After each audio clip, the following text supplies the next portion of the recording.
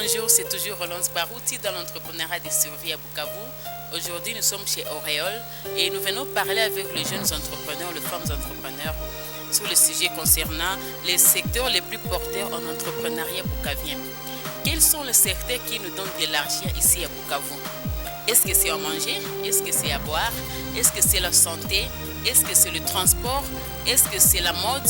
Alors, nous allons le découvrir tout ensemble, ce qui passe qu'aujourd'hui, ça sera chaud. Merci beaucoup. Alors, bonjour encore une fois. Aujourd'hui, nous allons parler des secteurs les plus porteurs de l'entrepreneuriat bukavien.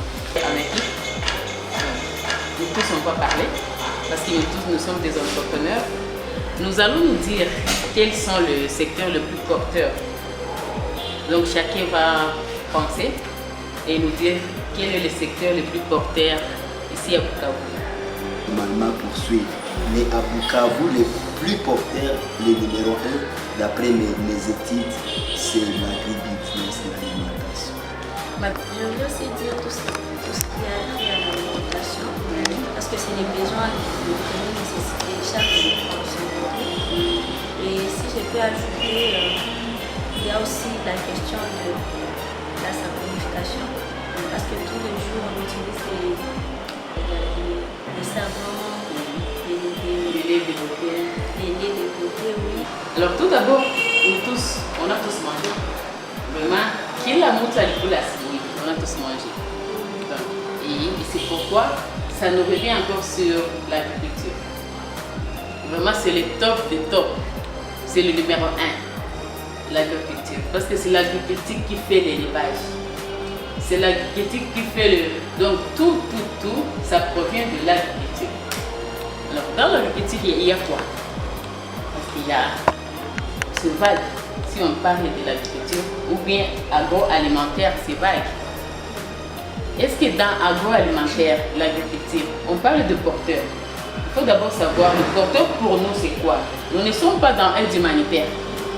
Ici on cherche le pognon. Tout à fait pécunia. On cherche le pognon. Alors, on va penser, mais bien que monsieur vous êtes dans l'éducation, l'autre est dans l'énergie, c'est quoi encore?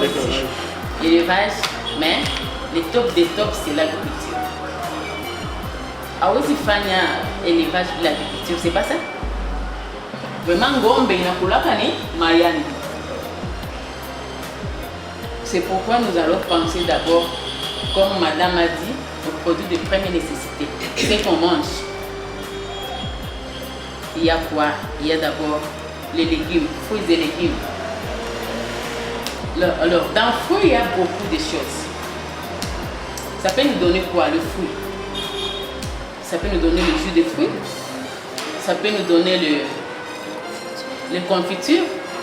Ça peut nous donner les médicaments. Donc, il y a tout dans les fruits. Est-ce que nous sommes en mesure de produire les fruits ici à Bukavu? Est-ce que nous sommes en mesure de produire les confitures ici à Bukavu? Combien d'entreprises qui produisent des confitures ou des fruits? De bonne qualité, pas des fruits de non, de bonne qualité. Ou bien des médicaments pour les enfants. Les sirops pour les enfants, on fabrique ça avec le fruit, non? Alors, il y a nos amis qui ont étudié à l'ISTEM. À l'ISTEM, on a quoi? C'est la pharmacie. Mais ils ne donnent rien comme des médicaments.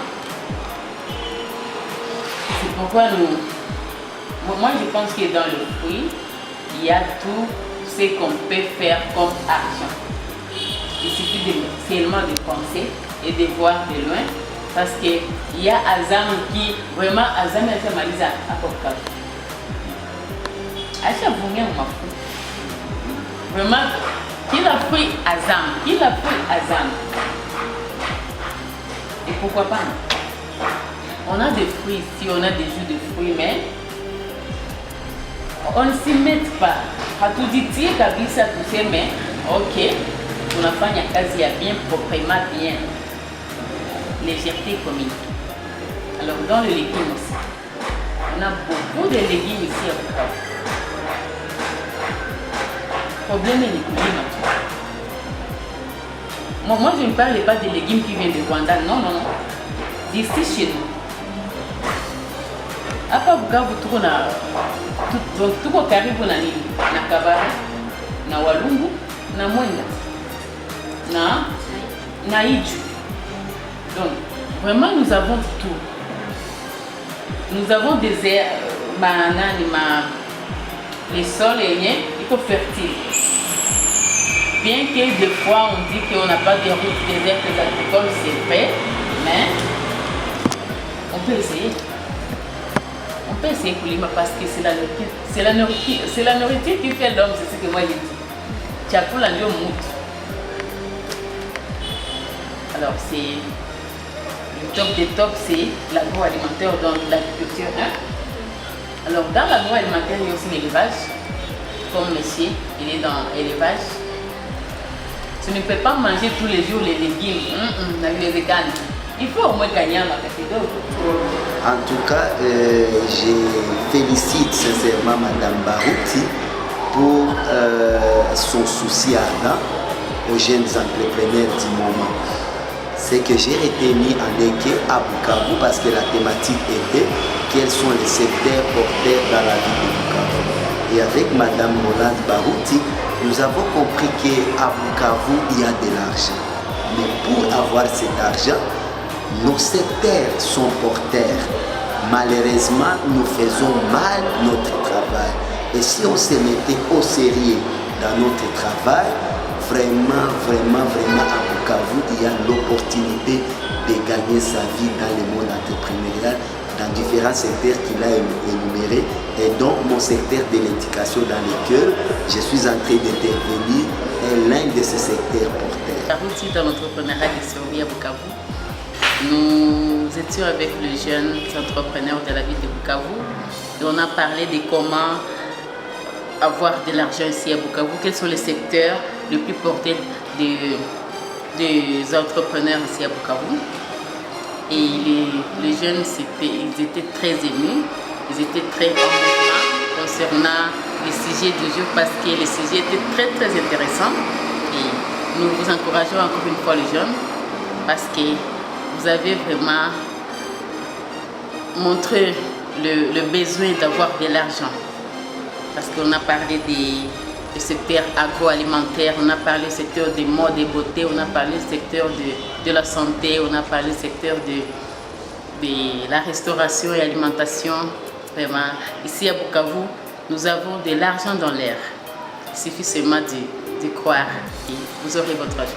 Et pour les jeunes qui ne veulent pas apprendre, je vous suggérerais de payer pour la formation. La formation, ce n'est pas gratuit. Si vous voulez avoir de l'argent, il faut avoir des formations. Et les formations gratuites ne donnent pas de l'argent. Vraiment, il faut payer. Il faut payer pour des formations pour qu'un jour, vous puissiez exceller dans ce que vous faites.